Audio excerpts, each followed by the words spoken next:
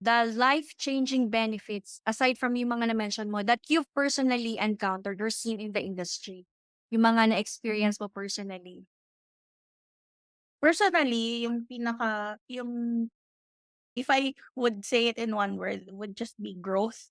Growth hindi lang actually sa isang area ng life, eh, kasi there is growth sa knowledge, 'di ba, growth sa skills, marami akong kasi when you work from home, you work closely with your clients. Clients na business owners, CEO, so you learn firsthand from them. So you get a lot of growth talaga.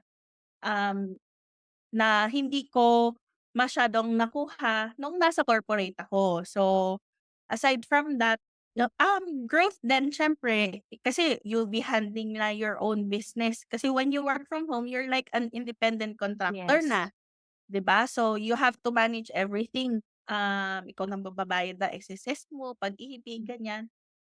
So growth then in terms of handling your finances, growth in terms of yung leveling up ng skills mo, growth then in terms of honestly mas nakapagpundar ako nung nag-work from home ako kaysa nung nag-work ako before sa corporate na kahit anong title ko, alam mo yun, ng job title kung pakikinggan mo parang, manager sa Makati nagtatrabaho, 'di ba? Parang kasi nung panahon natin before yun yung ideal, eh, parang yun yung yun yung goal. Parang kung pagka-graduate ko ganito, ganito yung magiging posisyon ko, ganito. So, but, it has changed differently, for me when yung pinasok ko nga itong ano, 'tong industry na 'to 'no, napakaraming life-changing benefits na nangyari for me, but to sum it all up, growth talaga in different areas of my life, Oh, 'yun.